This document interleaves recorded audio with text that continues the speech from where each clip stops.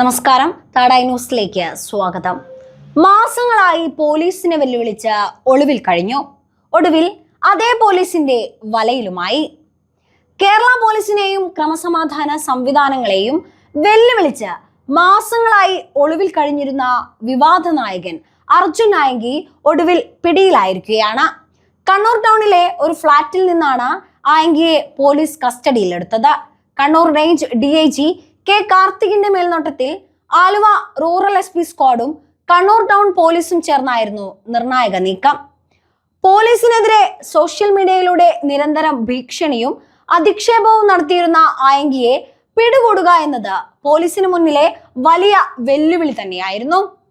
തൃശൂരിൽ നിന്ന് പോലീസിന്റെ നിരീക്ഷണ സംവിധാനങ്ങളെ മറികടന്ന് കണ്ണൂരിലെത്തിയ ആയങ്കി സുരക്ഷിത താവളത്തിലെത്തിയ ശേഷവും പോലീസിനെ സോഷ്യൽ മീഡിയയിലൂടെ വെല്ലുവിളിക്കുന്നത് തുടർന്നിരുന്നു. എന്നാൽ പോലീസിന്റെ അന്വേഷണം അവിടെ നിന്നാണ് പുതിയ വഴിത്തിരിവിലേക്ക് എത്തിയത്. കഴിഞ്ഞ ദിവസം കണ്ണൂരിൽ നിന്ന് ആയങ്കിയുടെ കാർ കണ്ടെത്തിയതാണ് കേസിൽ നിർണായകമായത്.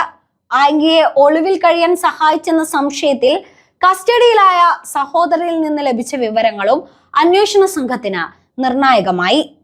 കാർ കണ്ടെത്തിയ സ്ഥലത്തെയും സമീപ പ്രദേശങ്ങളിലെയും CCTV ദൃശ്യങ്ങൾ പോലീസ് വിശദമായി പരിശോധിച്ചു. ഒടുവിൽ ആയങ്കി കണ്ണൂർ ടൗണിലെ ഒരു ഫ്ളാറ്റിൽ ഒളിവിൽ കഴിയുകയാണെന്ന് അന്വേഷണ സംഘം സ്ഥിരീകരിച്ചു. പിന്നെ ഒട്ടും വൈകിയില്ല. വിവരം ചോർന്നാൽ ആയങ്കി വീണ്ടും താവളം മാറിയേക്കുമെന്നതിനാൽ നീക്കം അതീവ രഹസ്യമായിട്ടായിരുന്നു.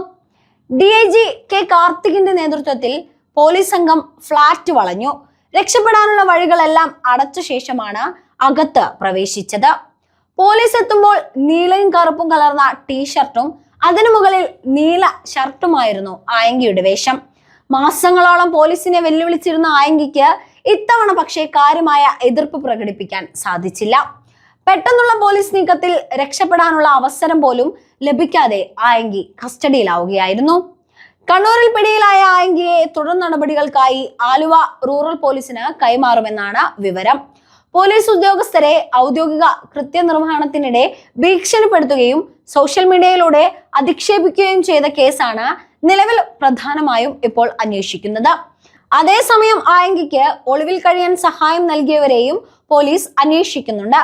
മാസങ്ങളോളം പോലീസിന്റെ കണ്ണുവെട്ടിച്ച് നടന്നെങ്കിലും ഒടുവിൽ ആ ഒളിവു ജീവിതത്തിന് കണ്ണൂരിലെ ഒരു ഫ്ളാറ്റിൽ വെച്ച് അവസാനമായിരിക്കുകയാണ്.